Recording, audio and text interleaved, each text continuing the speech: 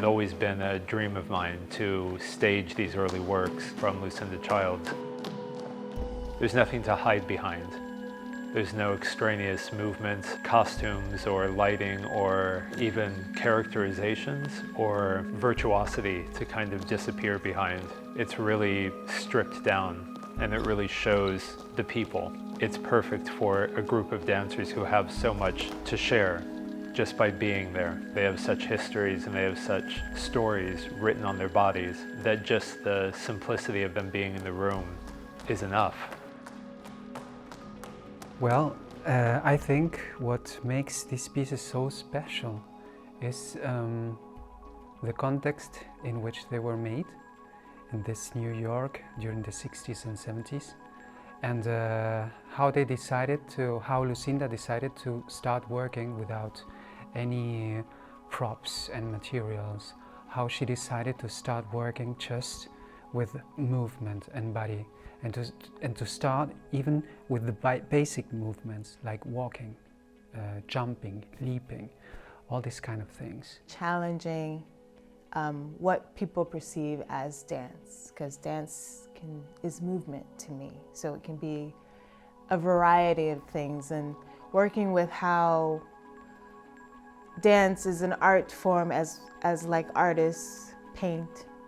It's an art form that doesn't just need to be specifically about high legs or certain things. Or the way it's constructed, the movement vocabulary is quite pedestrian or almost pedestrian, like a simple combination of steps.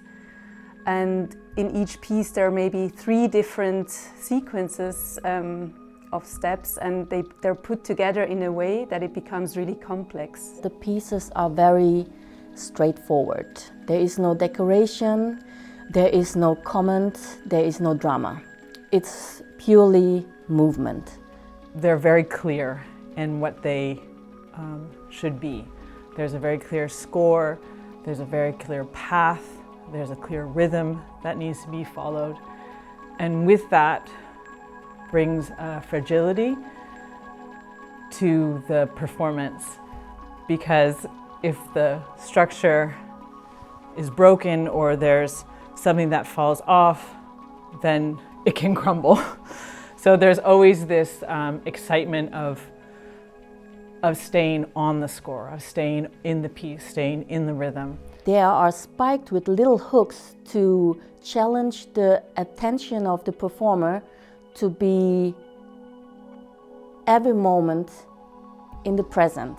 I was intrigued by the geometrical complexity, etc., but I did find it was quite cold and in the sense of detached work. And this is because you're not interpreting anything at all, you're simply executing the work, the movements, and that is the most important thing, is this execution. So now that I've worked on them and performed them and just time has come into play, it has actually brought me to having one of the most profound human experiences, I think, as a dancer and as a person.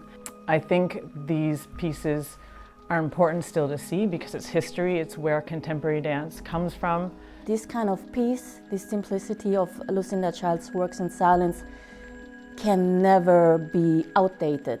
It will be always be fresh in itself because it's so pure. It's not what I'm trying to show you or me underlining what I want you to understand. It's just I give you the space and the freedom to do with this that I'm executing whatever you want. And this is art, in fact.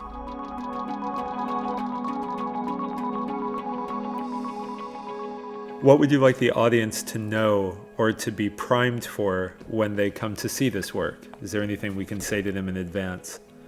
That they can ask questions afterwards. Yeah. I want them to enjoy it and everybody gets something different out of it.